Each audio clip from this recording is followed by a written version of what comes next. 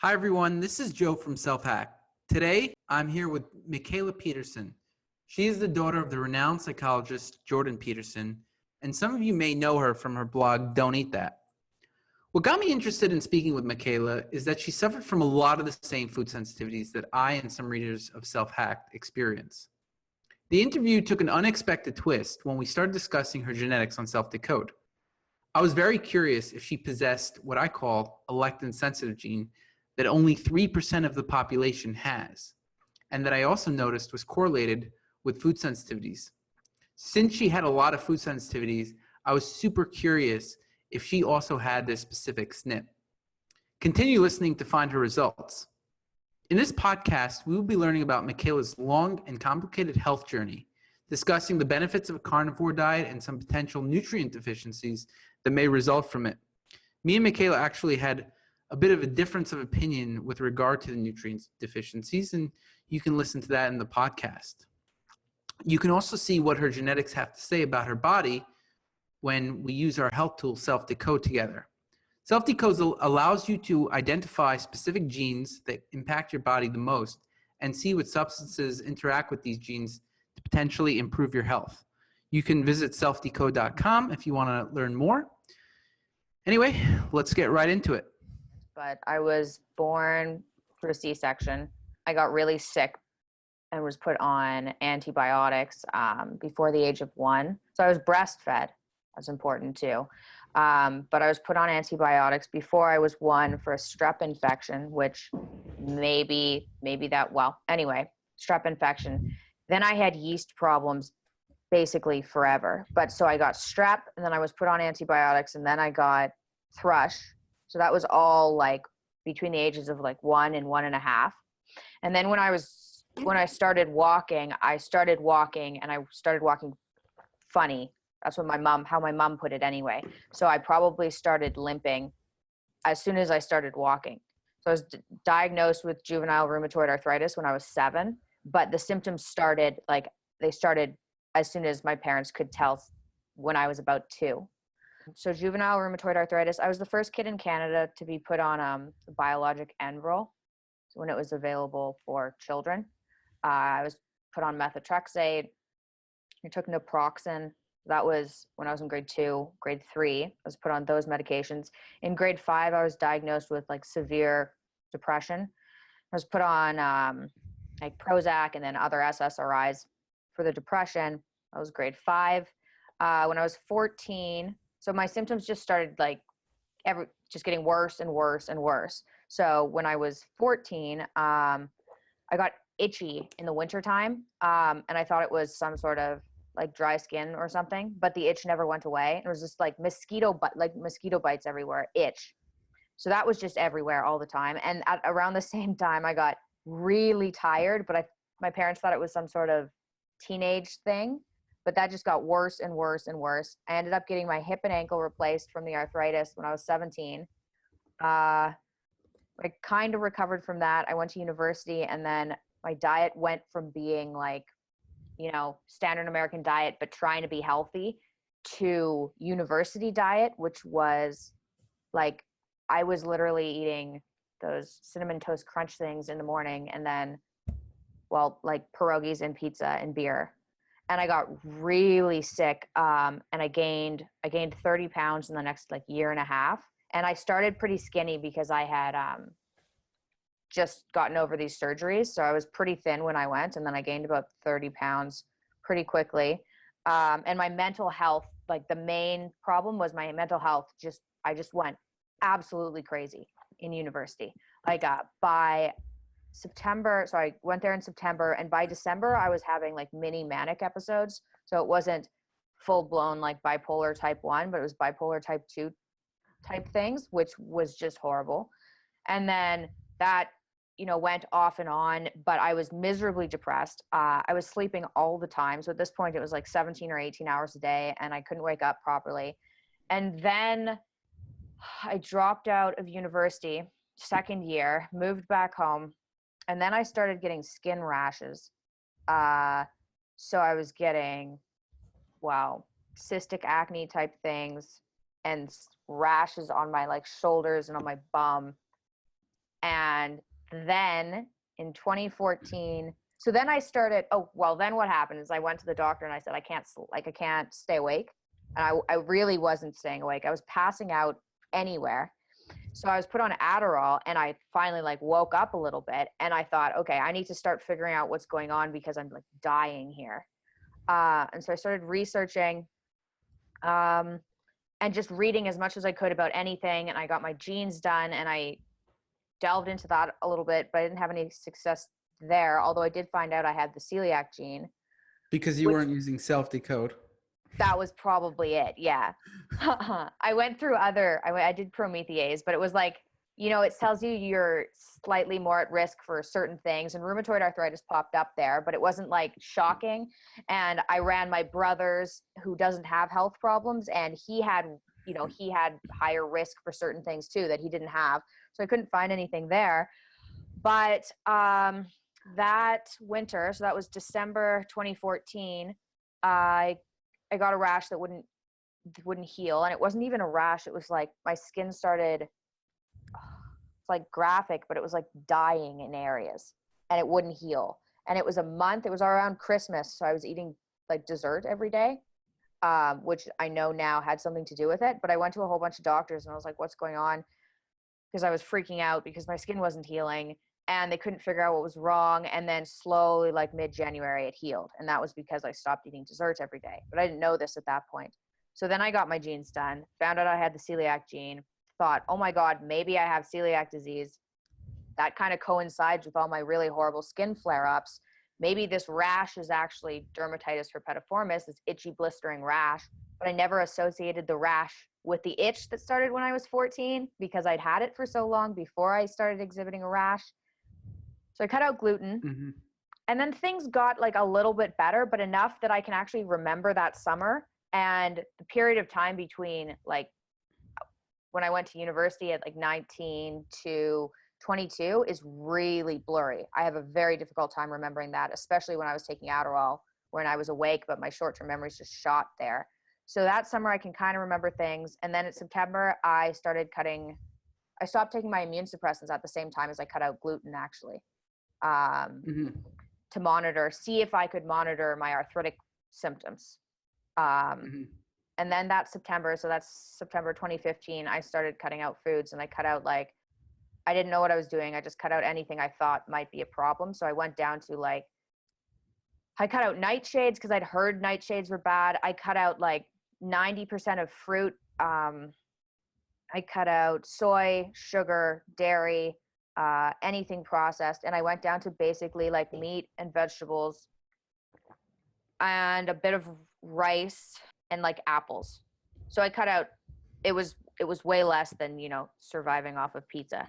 And I saw dramatic improvements in weeks. Okay. I lost a lot of, I lost weight. Mostly I lost pants sizes. I finally, my stomach was finally flat. So my bloating went away, and I'd been bloated for so long, I didn't even know that that's what that was. So that went away. And then for the next year, I tried to reintroduce foods very unsuccessfully.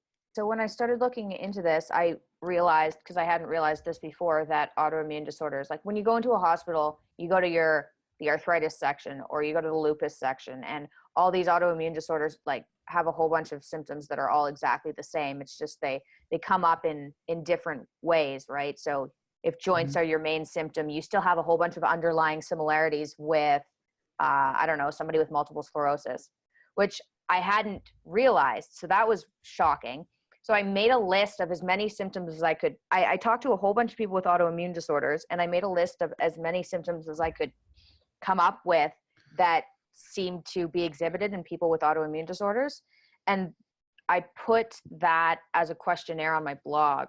So it's it takes a long time to fill in, but it was just basically a grab for information for how many people have actually been diagnosed with an autoimmune disorder and also have mouth ulcers, floaters, itchy skin, sensitivity to the sun, hair loss, just anything you can think of. And so far, 10,000 people have filled it out. Oh, wow. So Yeah, which is an incredible amount of information. I have information there on like what kind of diet you have. So I put in, you know, dairy-free, ketogenic, paleo, vegetarian, dairy-free, gluten-free. I just did carnivore. I did as many as I could find. So, and then I also did, like, Dad put his personality test in there just out of curiosity to see how neuroticism really is linked to any of these things. So I haven't gone through any of the information yet because it's still running, but that's like over 10,000 people's worth of data on, I don't know, half an hour worth of questions on really random, tiny little symptoms that nobody thinks about. So there's a lot of good information there. Yeah. Wow. So let's talk about Ronda Patrick a bit. So in her interview, she was discussing how, for example, she thinks that the main reason why the carnivore diet is good is because people are eating less calories. So they're on like a calorie restriction diet, and they're also fasting. But something that first, so I'm curious if that fits with your experience, because with my experience, with my 1,000 clients that I had, actually most of them were extremely like they weighed very little when they were on their previous diets. Like they were too thin. They're like, how can I gain weight, right? And then they went on this kind of diet in order to try to like gain some weight. I think it has to do with inflammation. In some people, inflammation, like certain kinds of inflammation cause weight gain, and certain kinds of inflammation cause weight loss. So it depends on whether you're Th1 or Th2 dominant. But something that, so in my experience, I actually started eating more when I went on a carnivore type diet, right? Do you find that your calories changed like more or less? They probably did do less from my original diet. Like when I was eating the standard American diet, I was starving all the time. So I was eating because I was like, I don't think I was getting anything from the food I was eating. So I was famished all the time. But I didn't like binge eat cookies or anything. So I don't think they're possibly slightly less. I wouldn't say it's more now, but I don't know how much of a difference that would have made. I think when I went really low carb, it actually increased my calorie intake when I went from low carb to carnivore. Because on low carb, when I was eating all the vegetables, I was eating like nothing had any calories in it. Exactly. I was eating like 1,500 calories a day because I would eat like a lot of vegetables. Yeah, and it was hard to eat more. It was like, oh, how much is an entire broccoli? Like nothing. Exactly. And you can't fit more food in because you're bloated after like I was bloated all the time. And it was like, I can't even eat more if I wanted. Like I could be hungry and my stomach would just be bulging out from just eating a bit of broccoli or not even broccoli. I mean, obviously like has a lot of fiber, but I would say grains. Oh, grains. Yeah. Oh, grains for sure. Destroyed it. Yeah. And it was like, no, so that's why I'm saying I was eating less because I was eating a lot of fiber and I was getting bloated. Whereas now I pour on a ton of olive oil and like fats and like I'm eating way more calories, and it actually shows in my thyroid hormone levels. My thyroid hormone levels went up. So it went from 2.6, my free T3, to 3.4 consistently. So I checked it like 10 times before, and I checked it twice, recently. And both times free T3 went up.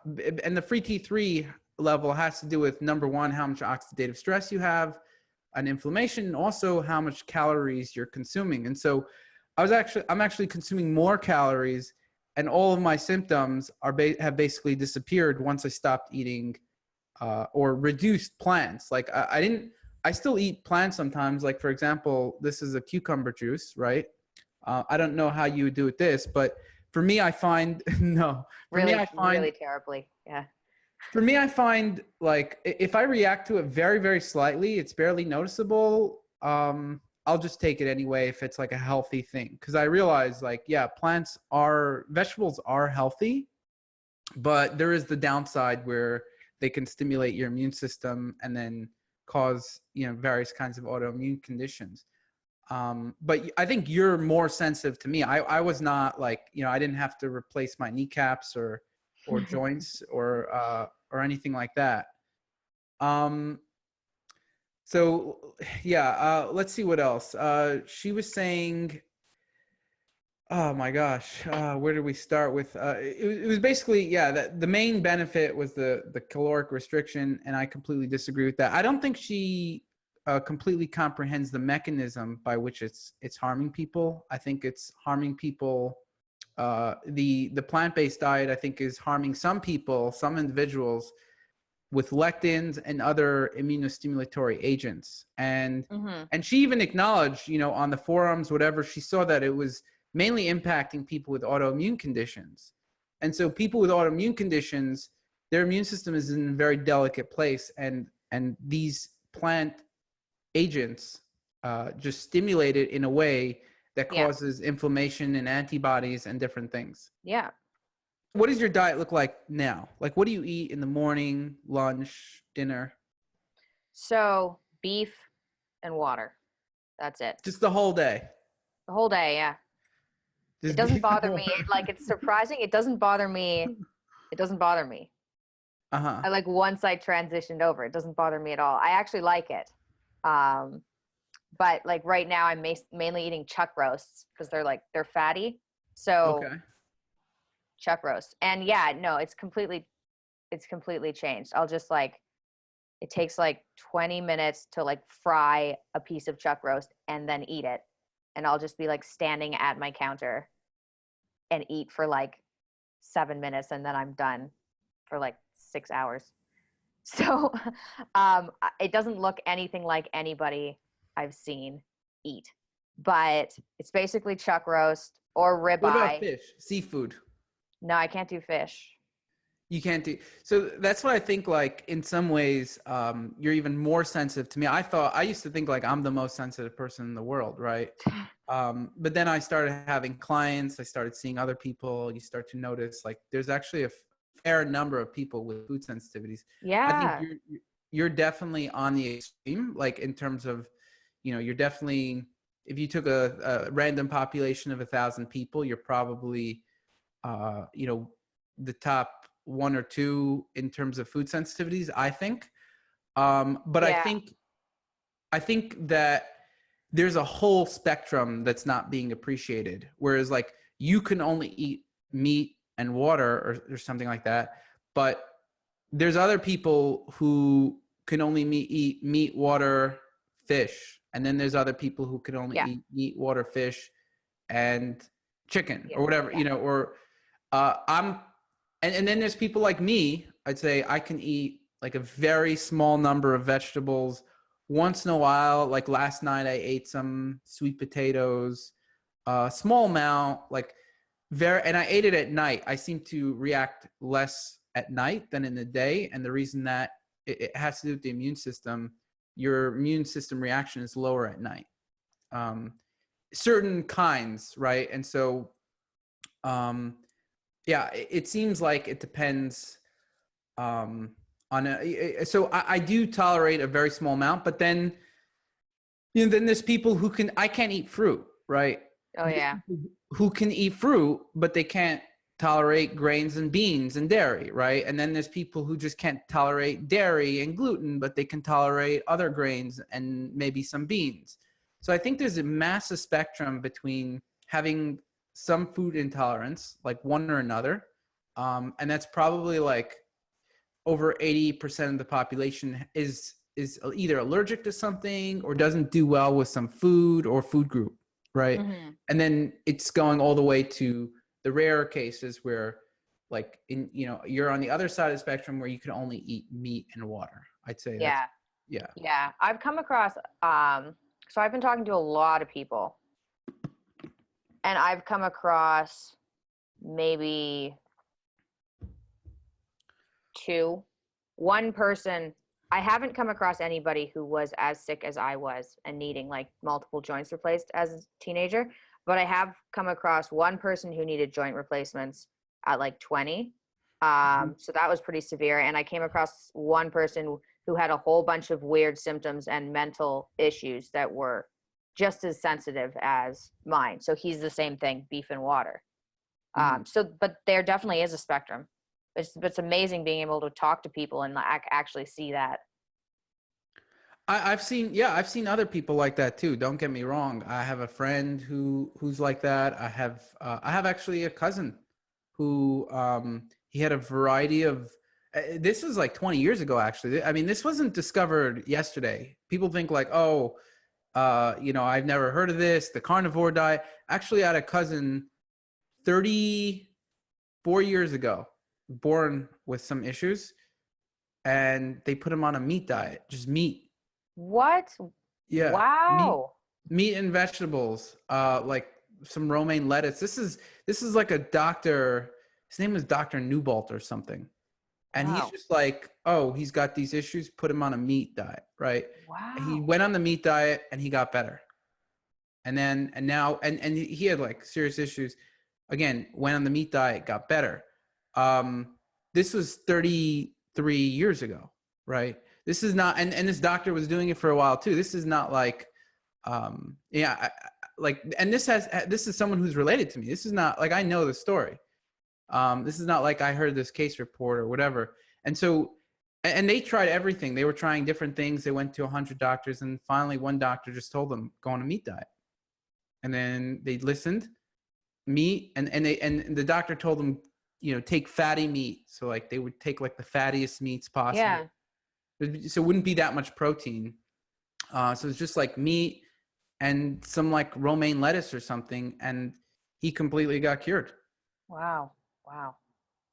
Yeah.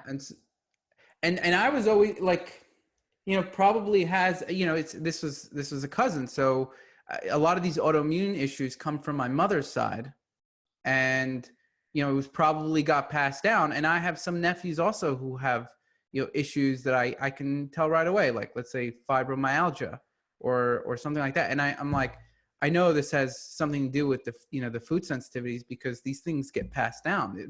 A lot of it is genetic, and it also has to do with the environment as well. Like for example, infections. I mean, we're exposed to way more infections than we've ever been in history. I mean, in the past they were more deadly. Like you'd get tuberculosis and you'd be dead. It's like a 50% chance. But now, we have antibiotics and things like that. So we're able to live longer, but then we kind of have a lot more latent infections just hanging around. And we're also living a lot longer. For a lot of human history, people just died when they were like 25. They went to war. There's just so many things that happen. And here we're living to like 80. And then we know as people get older, these issues are more common, right? Yeah. So you're a very rare scenario where you're like, I was 1 year old, and I started to have these issues. Yeah. With me, it was more like adolescence. Like, I don't remember the exact time, but it was like, when I started hitting puberty, maybe it was 13, I started to notice like, I'm getting like tired when I eat certain foods or whatever. And I just kept on thinking like, okay, I'm just going to eat healthier. I'll eat more vegetables, and, I'll do caloric restriction. I tried everything. Tried fasting, caloric restriction. Those things actually made me worse. And the reason I think is because I already wasn't eating enough calories, and like it was causing more brain symptoms. In some ways it would like make me feel better, but I just, a lot of these issues have to do with the hypothalamus. And when your hypothalamus is dysregulated from these issues, fasting is even worse. So I find that I do really poorly when I'm fasting. And that's something I tell people a lot. So a lot, like let's say your depression or mental health issues, those have to do with the limbic system. And the limbic system is, the hypothalamus is one of the most significant components of the limbic system. This is in the brain. And one receptor that's extremely rich and dense in the limbic system is the cannabinoid receptors. And so when you have a cannabinoid problem, it seems to impact the limbic system a lot more than certain other areas. But anyway, do you have any blood tests like that you've taken? I'm curious how your lab tests have changed before and now. Do you have lab tests before and lab tests now? I have vitamin testing before and after. I can just tell you what changed. Might be best. I don't know if I'm going to be able to pull it up, but the only thing we had cholesterol tested, which I've never tested before because I'm young, so I don't know how that changed, but it's normal. Everything on the panel my doctor ran was normal. My ferritin was slightly elevated. What did change, this was interesting, is my my white blood cell count was always high. Okay. And what is it now? It's low. It's not low, bad low. It's normal. So ferritin 134, and it's in micrograms. Micrograms per what? Per liter. Micrograms per liter. Yeah, that's the same. It's the same. It's not raised. It's actually normal. If it's over 400, it's considered raised. If you're over 200, it's not optimal. I mean, the number is lower for women, but at 140 something, it's what is it? 140 what? 132. Oh no, that's completely normal. That's actually pretty optimal. Okay, so there was that, and then what did change was like I said, my white blood cell count was always high. So like lymphocytes were high, just like what was the white blood cell count? I don't have the original. I just have. What is it now? Yet. But now it's neutrophils. Well, what do you want to know? White blood cells count. 3.8. The unit. Oh wow! Now it could even be considered low. Yeah, it's like all of that went way down, and it was always high. It was high according to the ranges. Like there's a normal range, and you always saw it flagged. Yeah. The normal range is up to 11. 9. Oh, here it's 9.4. So where's here? Is the old one? Maybe it's Canada. So maybe the range in Canada is a little bit different. But the upper range is 9.4. Well, every lab has its own ranges, and so generally it goes up to 11. Okay. But in Canada, it's 9.4. Well, maybe for this lab anyway. But it was flagged before for a very, very long time. Above 9.4. Okay, so here's a study. If your white blood cells are above like 8, your risk of dying goes up by 2 times. So the fact that you were able to get it down to an optimal level from above 9.4, we don't know what it is, but if it was above 9.4, then that is like dangerous. And the reason is because white blood cells, first of all, it's obvious you obviously have a lot of inflammation. Mm-hmm. So, I mean, I'm sure you could have been fasting and been doing caloric restriction, and your white blood cells would have stayed elevated. Whereas, and even on low carb, they were elevated. Like I couldn't get them down. And I was like, even when my symptoms improved, they weren't going down when I was doing low carb. And at that point I was just doing meat and salad. So I was really surprised when I switched over and they fell finally. That's why I'm always telling people what I do when I do a consultation is I look at the labs that are most impactful for the people. And I say, these are the ones that you want to measure, right? And sometimes it's not even flagged, but I know it's out of the optimal range. And I know, okay, this could have some kind of effect for their condition. I say, measure these, go on this diet or do this thing, and then take this panel again and see what the results are. And like, like what happened with you, it's really clear. I mean, if you're above 9.4 and now you're at 3.8, I mean, that's a massive difference. Yeah. It was as if you're always chronically inflamed and you just cut out plant-based foods and now the inflammation went down.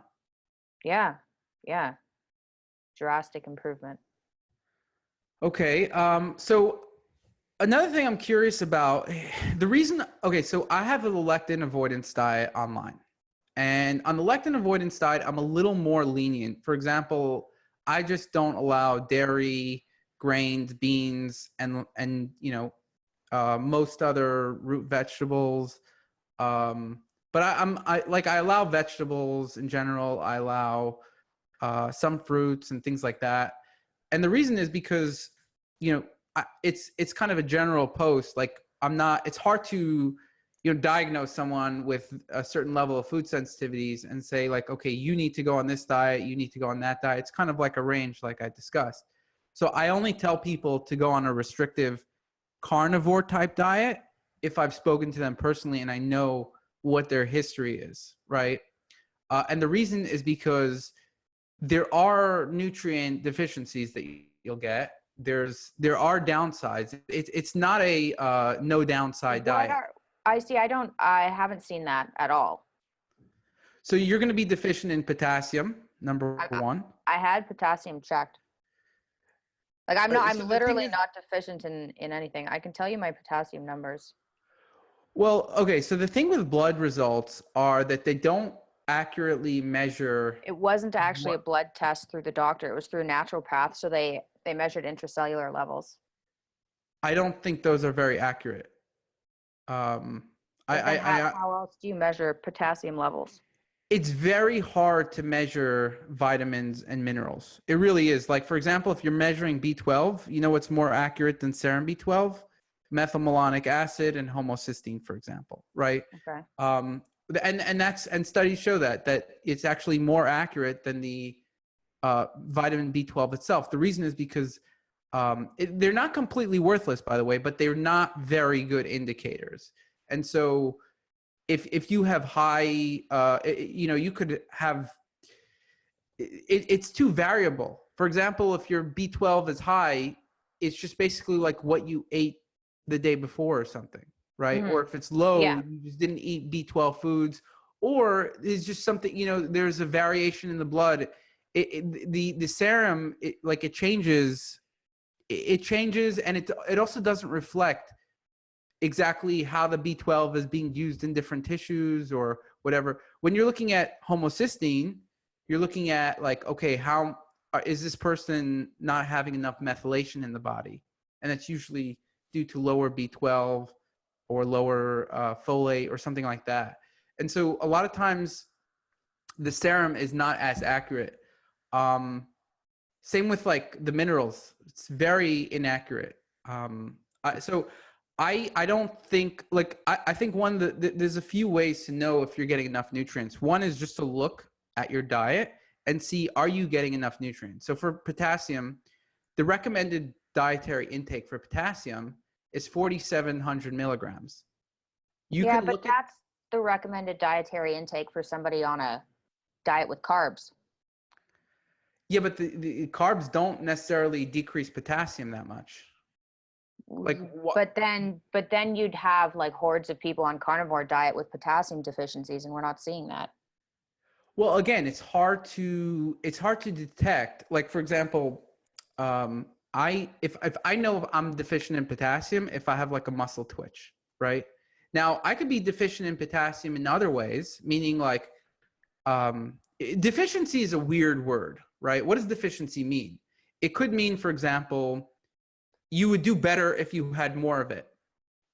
Or it could mean there's obviously some serious abnormality caused in your blood by not having enough of it. So for example, if your serum potassium is very low, that means that, there's something really wrong. And so you could say, well, that's a deficiency.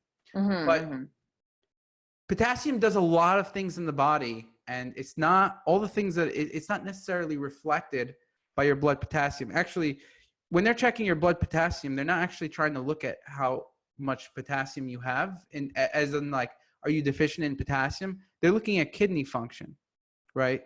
So it's more of a measure of kidney function than actually if you're getting enough potassium or not. When I have muscle twitches, let's say, if I don't eat potassium, I'll have muscle twitches. I'll get a blood test. My potassium is normal. Does that mean I'm deficient? Well, in one way I am, in one way I'm not. So, it's not enough is going in my muscle, yet, my kidneys are working, so my serum potassium is at a normal level. Yeah, that makes sense. It's just we're seeing people who've been on this carnivore diet for like years and don't have symptoms. Again, so if the diet were to lead to something like a certain deficiency, then it would most likely show up?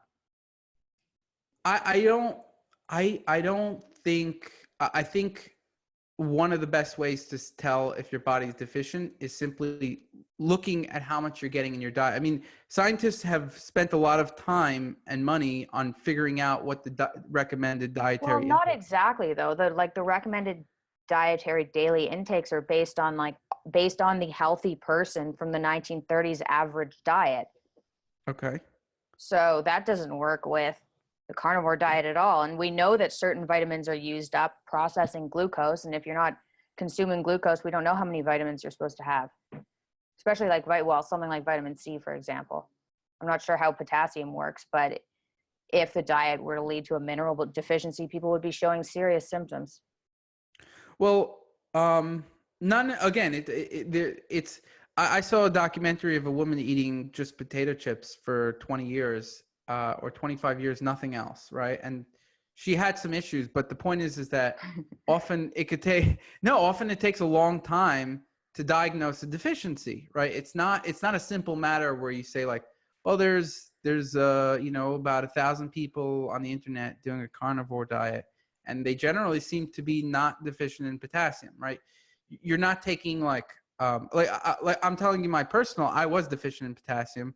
I actually take a potassium supplement, right? So I think it's something that if you're not if you actually calculate the amount of potassium you're getting, is probably half of what the scientists are recommending. Now you could say, well, yeah, sure. There's gonna be some variation if, for example, you say, well, I'm on this diet and maybe there's some other elements of this diet that lower my need for potassium. That could be true, right? First of all, I don't know that, right? I'd have to what exactly are you saying? Are you saying you're just saying there's a difference, and it might be the case that difference is causing a lower need of potassium. Mm-hmm. I don't know any evidence to suggest that, but even if you did show me, it's like, okay, what is it going to lower? Is it going to lower 10%, 5%, 50%? What's the deal, right? I think you're probably getting 50% of the potassium that you need. And so one of the things that I tell people is to make sure they take a bit more potassium. Now, potassium isn't such a safe supplement to supplement with. Like, for example, you don't want to overdo it because it can, place a strain on the kidneys.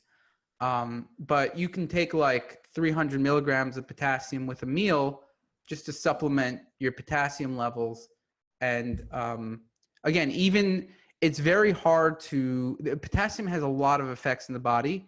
People won't necessarily notice that they're deficient. Like, for example, if I didn't know a ton about the body, I'd have a muscle twitch. I'd be like, all right, my muscle's twitching. I don't know what the deal is. Am I going to report it? Like, hey, I got a potassium deficiency for sure, from being on a carnivore diet? No. So, the best way is to see it's not the best way. It's one way is to see how much the scientists are recommending, then how much you're taking in. Another way is your blood tests. It is a way, even though I'm saying it's not what you want to only focus on. I don't think the case reports are good if you have even 1,000 case reports on the web, because you really need to take detailed information on each individual. I think probably the best way of going about recommending supplements is to get people to tell you what their symptoms are. If they don't have any symptoms, then they shouldn't supplement, regardless of what the dietary guidelines say. Because then, if you have no symptoms, why would you add in potassium? What if it's magnesium that you need? Well, I tried that also, right? So So, I guess we have a bit of a different philosophy when it comes to that. I want to preempt, even if I don't have a symptom. I will still, again, what is a symptom? Maybe if you're a little more tired in the day, did that have to do with potassium or not? Or was it just a normal fluctuation in the day? You won't know. No, you'd have to wait and monitor yourself for a while. And then you'd also have to try potassium and see if you notice any difference, right? That's one way of going about it.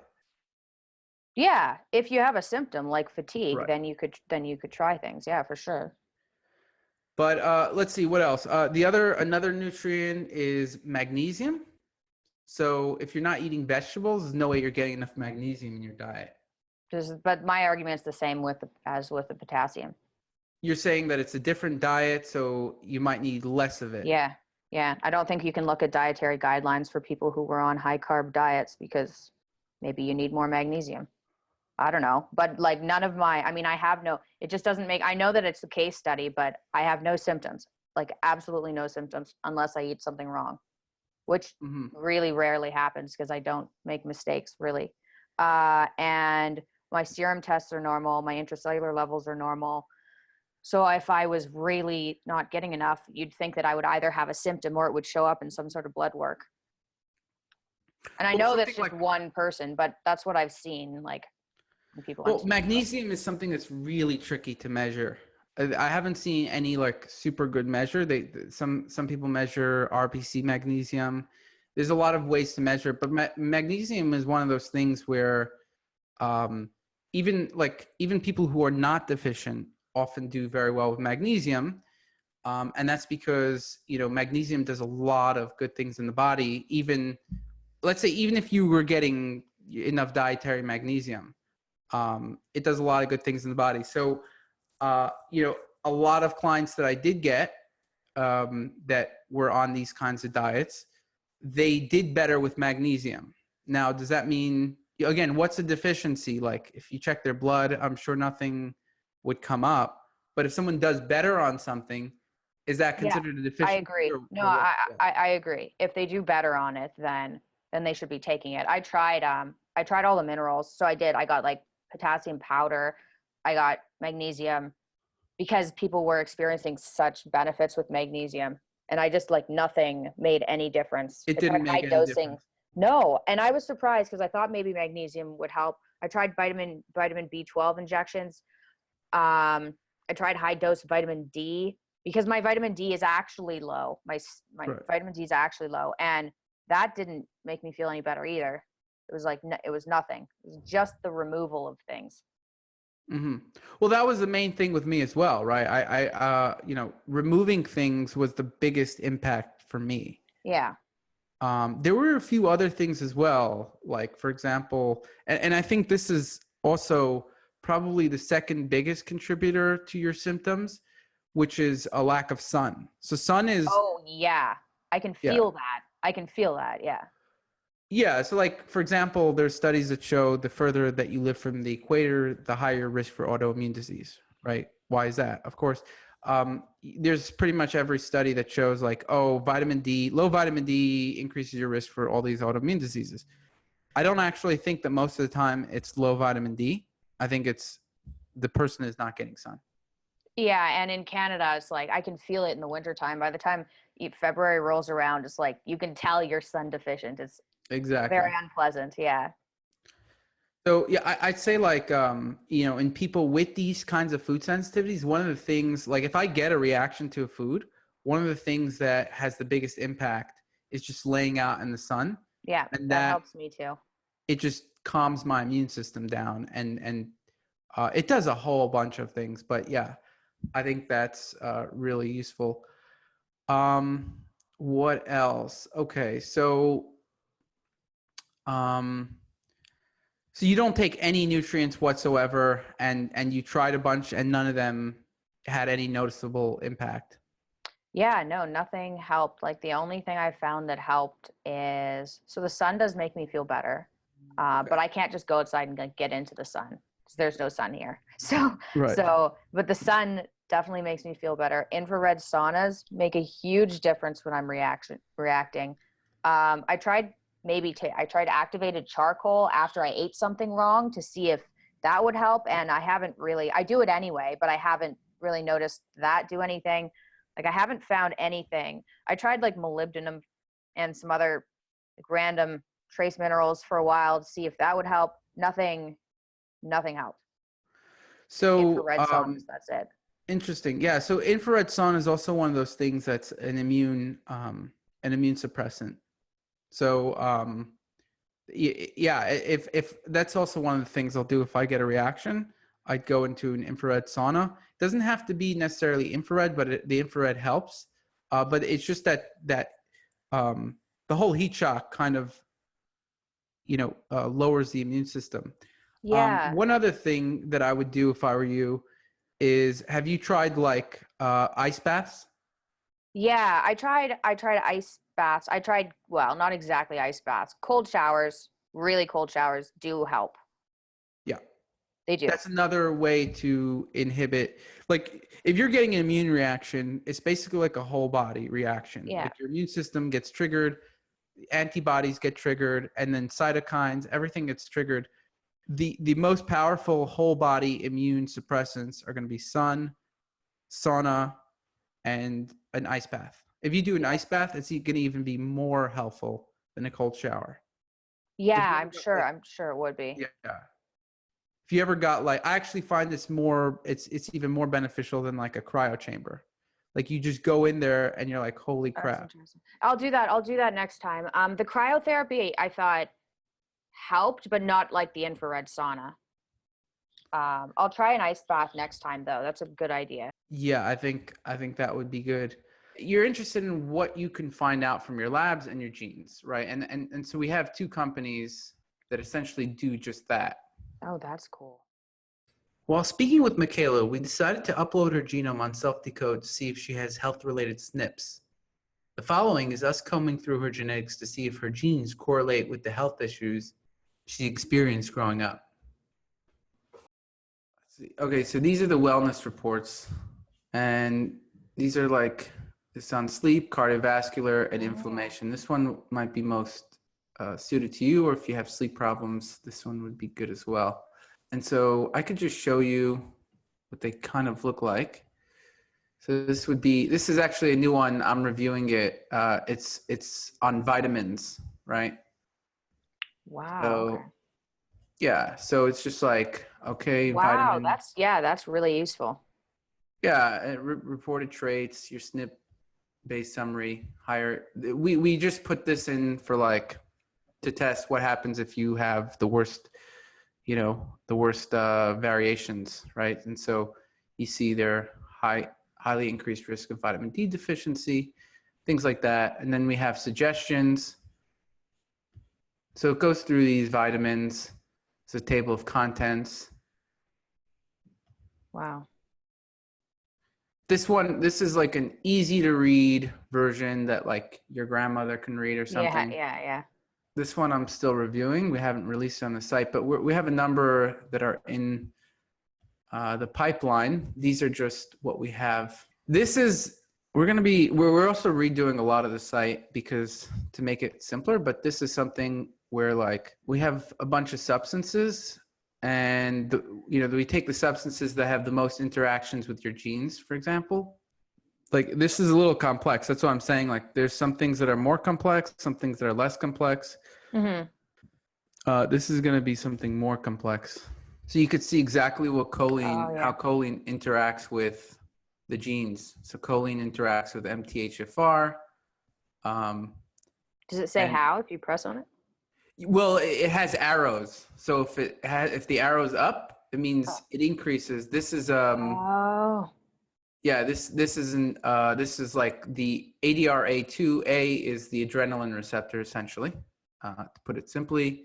NQO1 has to do with is an antioxidant, so it shows the arrows that it increases it. Cool. Wow. Increases GSK3 beta. A guy like me, I could look at this and understand what's going on, but like I know what all these genes are, but the problem is like if you're a regular person, you're gonna be like, what are these up arrows? What are these down arrows? It's coded blue if it means that it's good that it's being increased. It's red if it means it's bad that it's being decreased. So if it's in a bad direction, it's coded red. Oh yeah, you have all that written down there. Yeah. Yeah. But again, this is something I would say is more complex. What we want to do is make it like everything. We're going to have like two versions of the site essentially. We have things like the wellness reports. That's like very simple. We're also doing other features that are like really simple. And if you want to do a deep dive, you go here, right? So it shows that it decreases BDNF. That's a negative effect. Generally, people want increased BDNF. It shows that it decreases the LDL receptor. When you decrease the LDL receptor, that means you generally increase LDL cholesterol, so that's a negative effect. So you see the negative and positive effects, and these are the genes that are potentially problematic for you. And so it's a useful feature if you know how to use it. And then you could see like, okay, which foods have choline in them, foods rich in quercetin, if you wanted to consume a food. There's a lot of things you could do here. Wow. Here's toxins. You can see how various toxins interact with all your genes. It's going to be the same thing when you click on them. And the genes that come up here are the ones that are potentially problematic. We have like a bunch of gene packs here. You can vote on them. So you can make your own. So we have like, if you wanted to make a gene pack, you can create one. And then that's cool. So like, for example, if you're interested in dopamine, some people have already done this. All these genes are related to dopamine. Here are the SNPs related to that. And we have like, this one contains risk alleles. You have color coding based on whether you have the more frequent variation or the less frequent. You see 15%. This is rare, and I also have risk alleles. So what is this? You could click on it. It goes into a whole SNP page with a lot of information. Wow. And we're actually, some of this. Wow. There's so much on here. I mean, the more you could look at this stuff for a really long time. It gives you this information. It gives you a lot of information. So this SNP has to do with COMT, right? Now, let me see if your thing, again, I could go through this there's so much stuff you wouldn't even imagine. Okay, so this is completed, and I'm actually looking at yours. I was wondering why.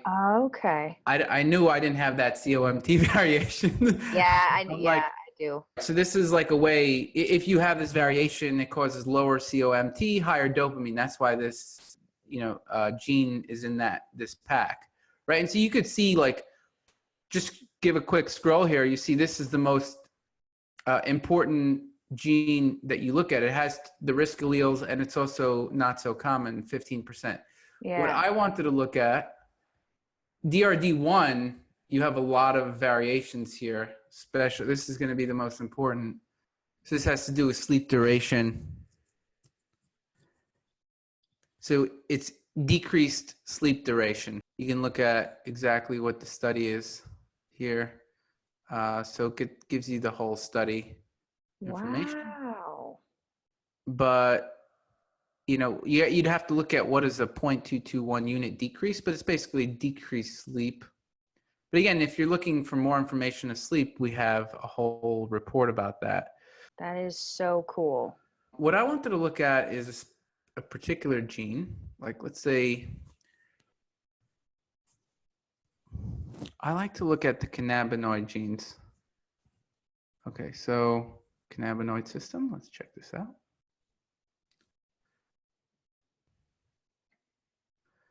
Okay, bingo. You see this gene right here? Yeah. So this is something that I discovered. I don't think there's a lot of information on it, but you could see the frequency of this genotype in the population is 3%, right? Mm-hmm. That means 3 out of 100 people have it. Okay. Yeah. So this is really interesting. You have an issue with your cannabinoid system here. The CNR1 is the cannabinoid receptor SNPs. And so this genotype, TT, is observed in 3% of all individuals. So the minor T allele is associated with anorexia and bulimia, being thin, higher stress response, anxiety, higher risk of depression, more severe IBD, higher adiponectin, anhedonia, and depression, and certain other things. Yeah. And then the other variation is associated with other things. And so this kind of profile often fits with a lot of clients that I get. They have anxiety, they're thin, they have some gut problems, higher adiponectin often, higher stress response, and sometimes increased risk of depression or anhedonia. And so what is this gene? It's the cannabinoid 1 receptor. This is the receptor that gets activated when you smoke pot. essentially. Yeah. THC is a cannabinoid 1 receptor activator, and that's the main mechanism. So something that's interesting about this gene is that I noticed that anyone who had this variation was very sensitive to food, to chemicals in food. Okay. And so, yeah, so they were more sensitive to a plant-based diet, and they did better on a carnivore diet. Really? So this is. So that's what I wanted to check. You know, I see you're like, hey, I do horrible on this, on a normal diet. I need to go on a carnivore diet. CNR1 maybe should be called the carnivore diet, CRN1, carnivore. But the bottom line is that whoever I noticed had this genotype had increased food sensitivities. And so when we were speaking, I was like, I actually just want to take a look at one SNP here and see if you have it. There's a 3% chance that you'd have this variation by chance. But I figured that there was probably a 90% chance that you had it given your level of food sensitivities. And so it turns out that you have it. And guess what? I also have it, the same variation. Oh, I wonder if my dad has it. There's a very good chance he does. He has to have at least one. He has to have at least one. At least one, yeah. Yeah. And even one is not very common. It's 13%. And oh, wow. Okay. Yeah. Even if he has one, it's still relatively uncommon. It's possible for him, he's not as sensitive to food as you are, right? Yeah. He was living his whole life pretty much. I mean, he had depression, he had certain things, but he was able to power through it at the end of the day, whereas you were just like disabled. I was a similar situation where I was pretty much disabled on a plant-based diet. Wow. I couldn't, I mean, like, I started SelfHacked when I was 26 around, and before that I didn't do anything with my life. I was just like, whatever. And now I have, 3 or 4 businesses going on just in the past 5 years, and that has to do with I just wasn't disabled anymore. That helps a lot, huh? Yeah. So it goes to show you that, like, changing your diet for me at least, had a massive, massive impact. Yeah. What are you doing now? So, I mean, I have what's close to a carnivore diet. I saw you mentioning, like, I didn't see anyone, talking about this or anything.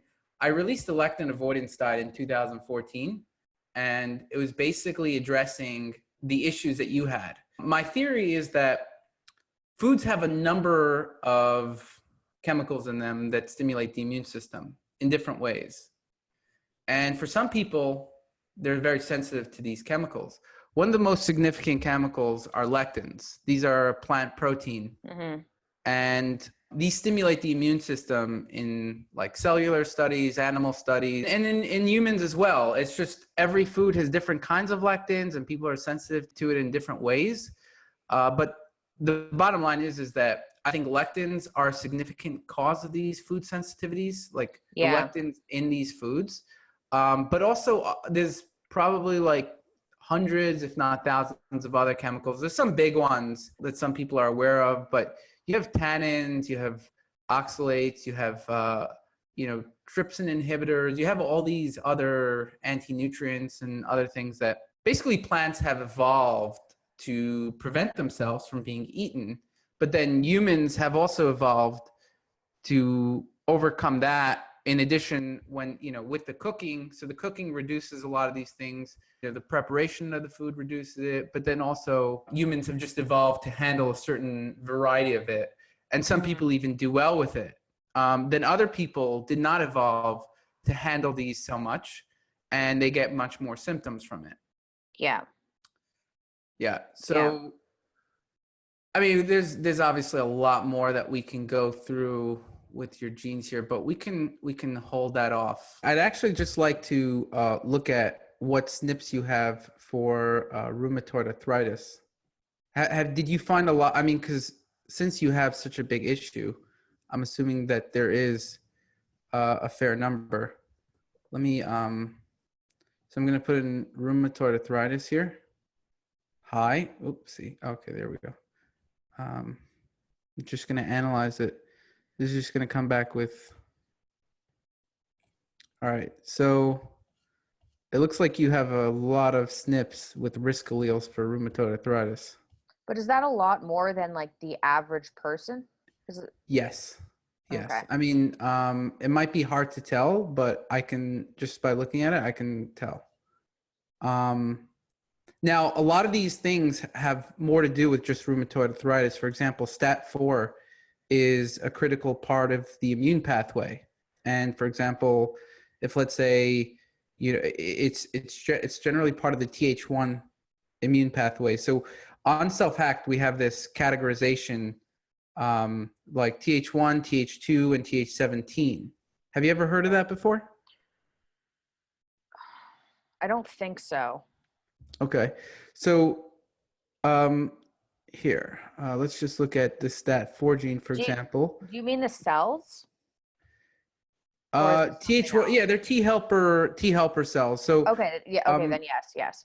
Yeah, there's a split. You could Google it, but basically there's a split between different kinds of T helper cells. In Th1, that more has to do with rheumatoid arthritis, and so I believe STAT4 is a Th1 part of the Th1 pathway.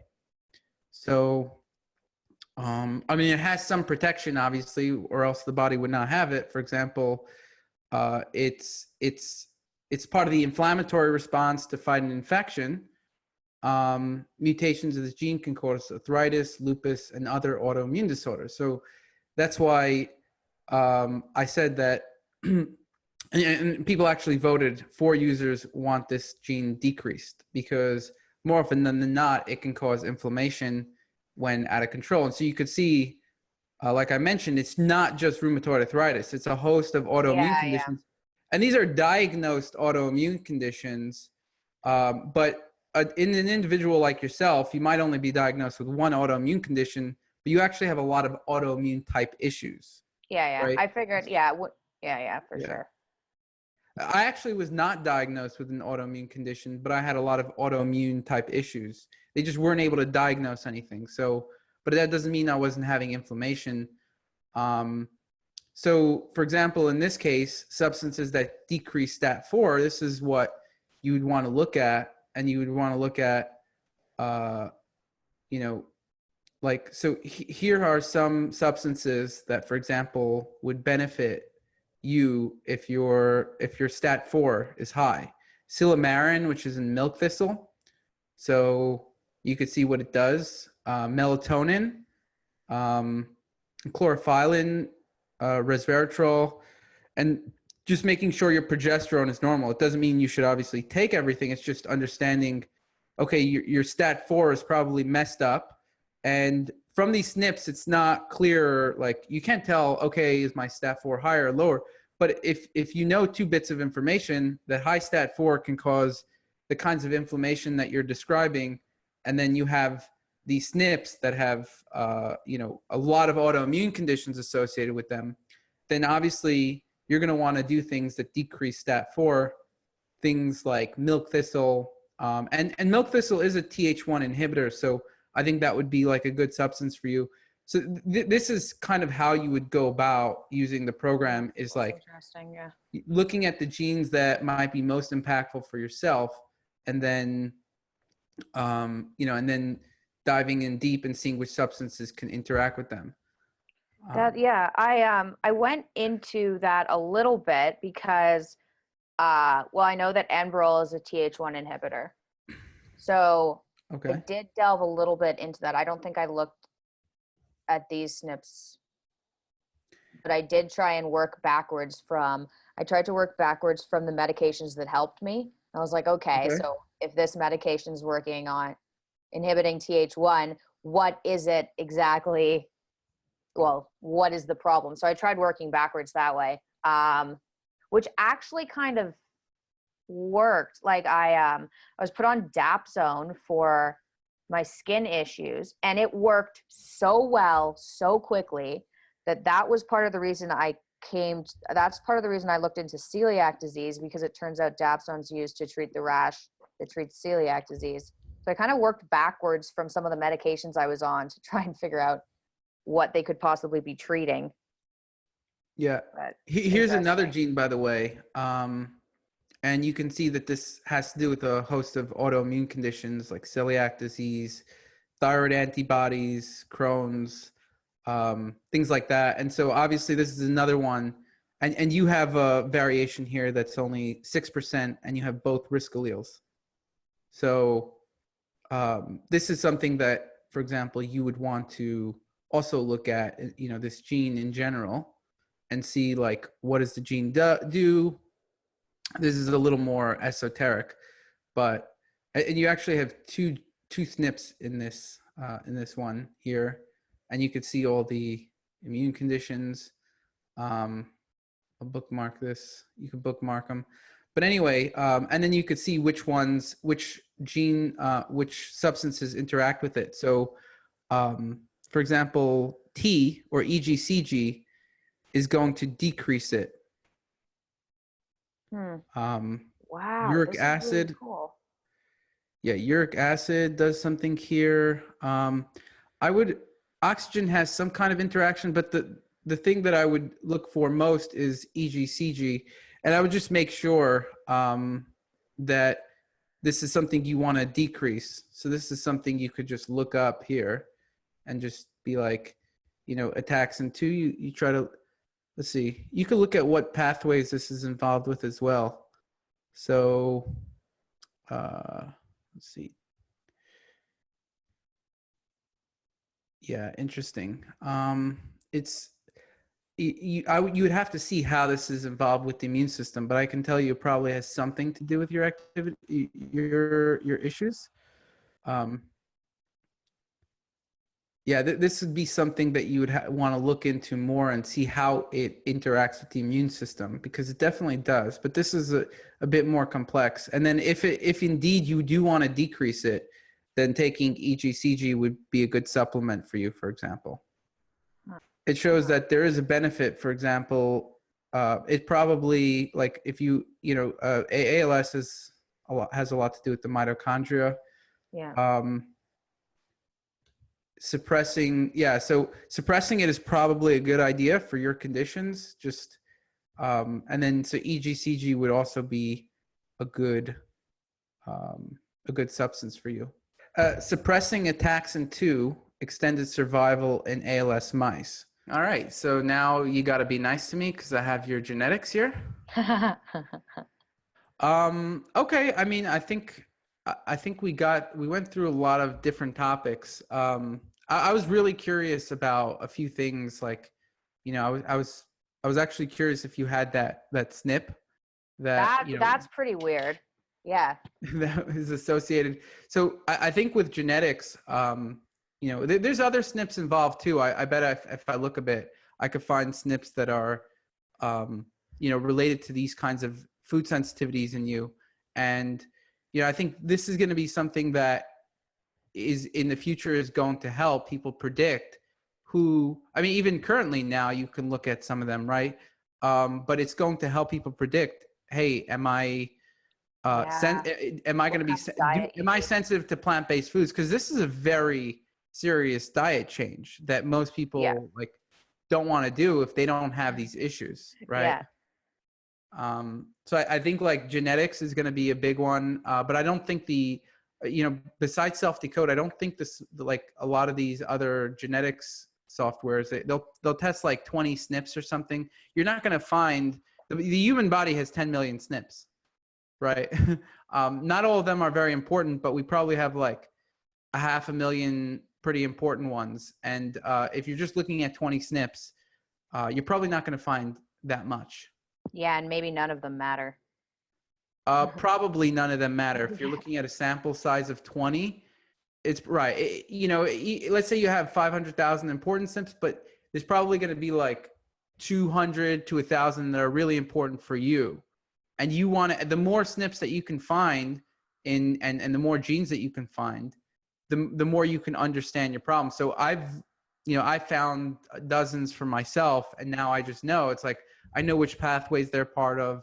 And even just on a short call, we were able to find 2 genes, or 3 genes, the STAT4, the ATRX1, I think that was, and then the CNR1 was the most important.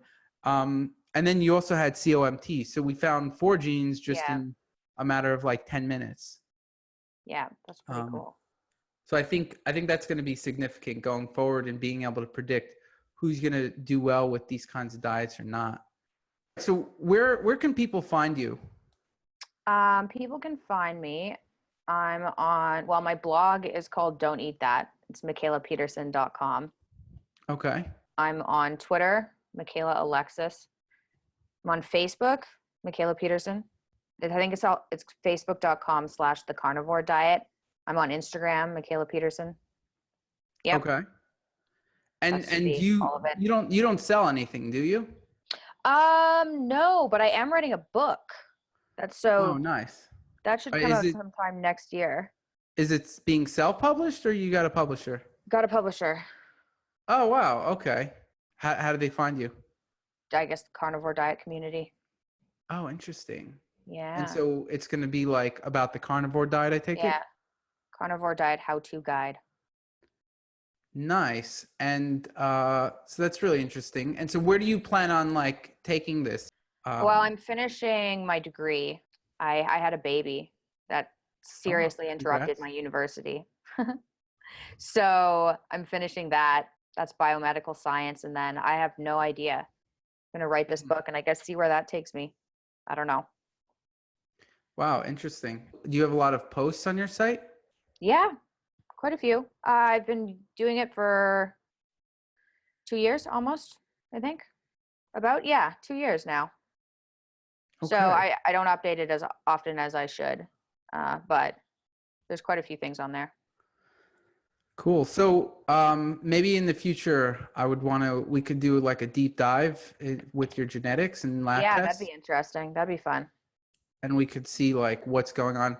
I think these kinds of fringe cases where you have someone who's on the extreme end, it's actually could be a lot more clarifying. You could see like, all right, this person obviously has serious food sensitivities. What are all these SNPs? And try to see like which could have an impact with the diet. For sure. Okay, cool. So it was great talking to you. Yeah, nice talking to you too. That was fun. Yeah, have a great day. Yeah, you too. Okay, bye-bye. Bye.